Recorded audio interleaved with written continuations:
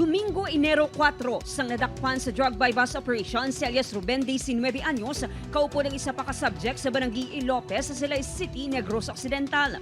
Sang Lunes, Enero 5, gindala ang duha sa City Health Office, kaupo ng isa pa ka-suspect sa separado nga kaso, agud ipaidalong sa medical examination.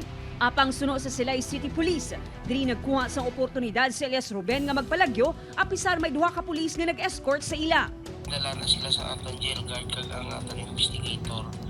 Tapos kapungko na sila sa may sa sulod sa City Health while waiting sa ilang turn lang i-check.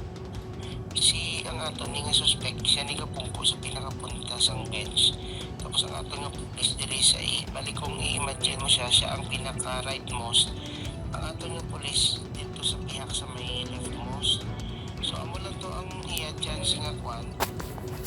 Ginkakaspas ng sospek ang iya posas kag madasig nga nagdalagan pasado alas 5 sang hapon.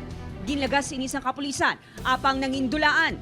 Pasado alas 10 sang gabi natigayon ini nga nadakpan. Actually wala gid siya kapalayo. Hasta nga siguro sang gabi-abi aguro wala na sang mga gabantay. Ang atong nga pulis ara lang gyapon amo to nga pagkuayan na takop pa siya dayon. According sa iya gusto niya kuno makita iya nga bata. Magluwas sa kaso sa iligal nga droga. Involbado man ang sospek sa pila ka kaso sang pagpangawat sa syudad. Suro sa Vauci officer sang barangay, humalin sang 8 anyos pa lang ang sospek, involbado na ini sa pila ka iligal nga aktibidad.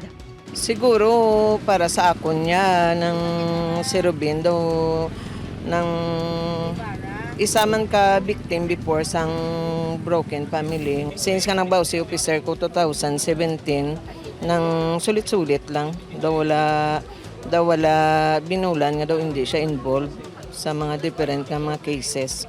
Gintinguan sa news team nga makuhaan sang payag ang sospek. Wala kabigin panugutan bangod sa pagpatuman sang mas istrikto nga protocol sa presuhan. Ginaimbestigaran na sang Police Regional Office NIR ang insidente. Nagpakig-angot na sila sa Silay City Police kag ginpahayag nga sarang magapangatubang sa nagakaigo nga penalidad ang duha ka pulis nga nagserbi nga escort pananglitan mapamatud-an nga may kapaltahan. Upod kay Reynald Castillo, Aileen Pedreso, 1 Western Visayas.